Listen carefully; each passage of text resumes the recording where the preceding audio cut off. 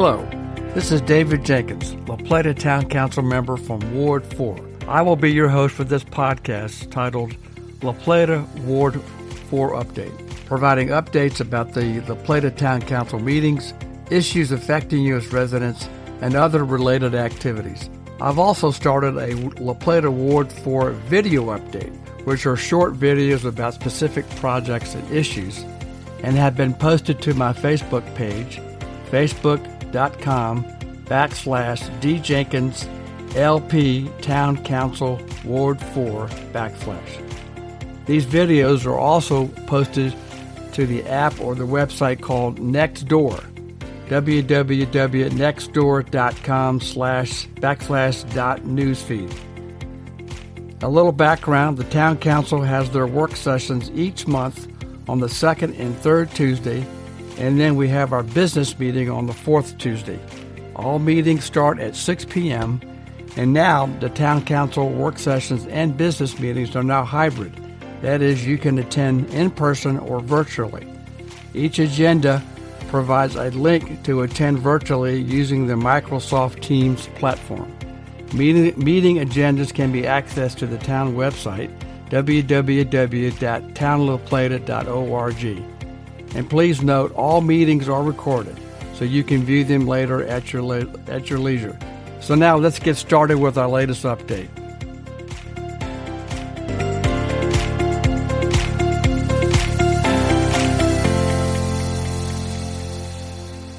Hi, and welcome again to this latest episode of La Plata Ward 4 Update podcast. This is David Jenkins, La Plata Town Council member from Ward 4, and your host for this podcast.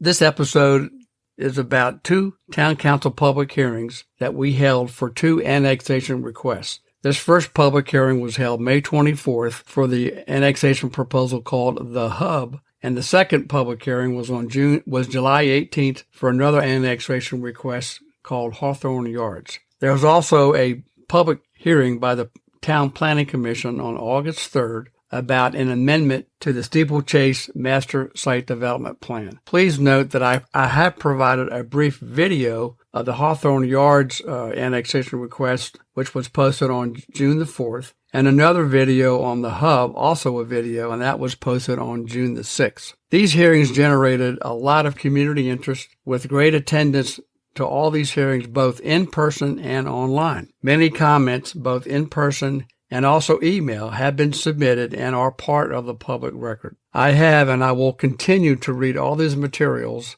as they are submitted, but I would just like to provide some other information, some perspective based upon some of the comments I have read. And this is not to take sides, but just to provide some factual perspectives. First, there was a lot of writing and a lot of comments about smart growth strategies and what smart growth is. Please note that a number of smart growth strategies or visions, which were developed by the Maryland Department of Planning, have been included in the town's 2020 comprehensive plan.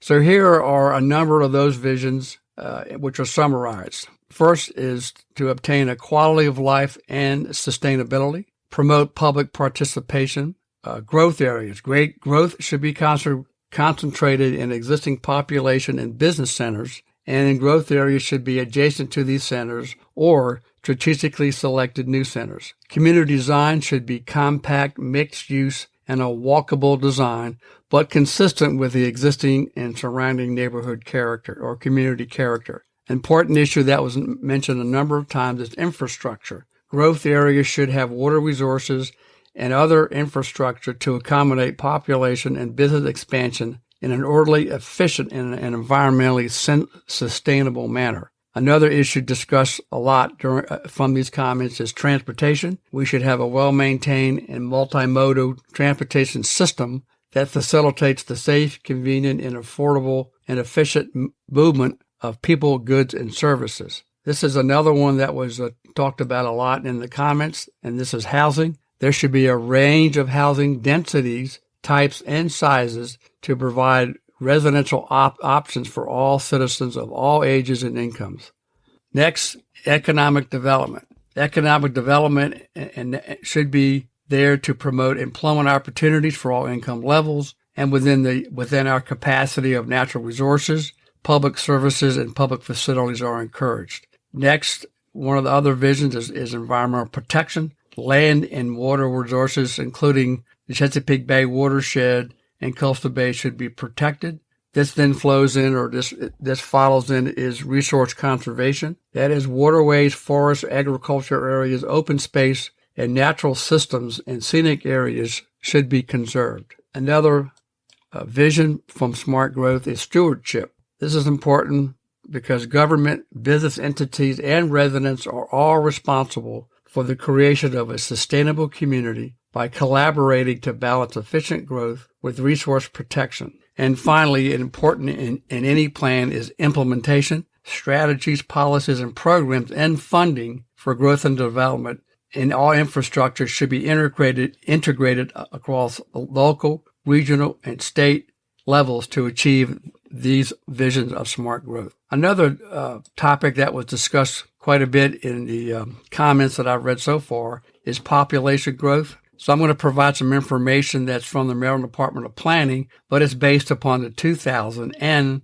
the most recent census in 2020. And I'll contrast that of Charles County with La Plata. Charles County population from the 2020 census was 166,617 folks. This is an increase from 146,551 people in 2000. So this is an increase of 20,066 people, or 13.7%. That is contrasted with La Plata's population from the 2020 census was 10,159 folks. This is an increase from 8,753 people from the 2020 census. From the 2000 census, an increase of 1,406 people, or 16.1%. At the same time, let me briefly summarize the housing increase. In Charles County in 2020, again, according to the 2020 census, total housing totaled 62,123 units versus 54,963 units from the 2000 census. A difference of 7,160 units, or 13.0%. During this same 10-year period, La Plata in 2020 totaled 3,788 units versus 3,234 units from the 2000 census. This is a difference of 544 units, or 16.8%. And again, it's just to provide some information and perspective about growth and from the comments I've received or read so far. I would also want to refer you to my previous podcast about growth and development. So let me quickly go through these. I talked about annexations and what the process is in a podcast posted on May 15th. It was a podcast about strong towns, a new way of thinking about La Plata's growth, and this was posted on May 22nd. I had a post about La Plata's planning department, and this was posted on May 31st. I then talked about La Plata's 2020 comprehensive plan. That was posted on June the 12th. And then finally, there was a post on July 11th about La Plata's 2021 annual planning report. Now, all this information is from the town's planning department's website, as well as her Facebook page. The town's planning website also provides specific information about the required development review process that is required for all projects which seek approval in the town of La Plata.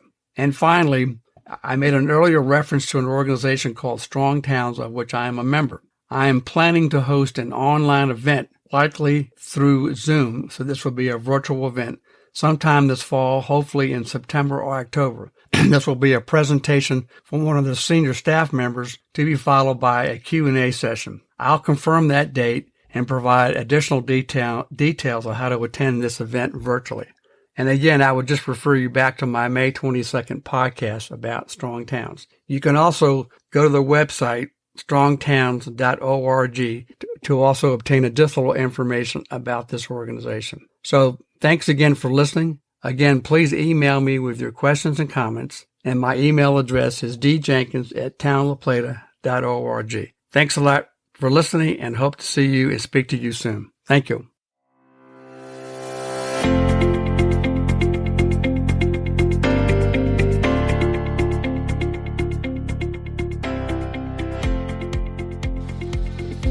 This concludes the latest La Plata Town Council Ward 4 update. I hope you find this podcast informative and useful. So let me know what you think. I look forward to speaking to you again and listening to your questions and concerns. To reach me, my email address is djenkins@townoflaplata.org, or my cell phone number is 301-263-3471. Thanks for listening. Talk to you soon.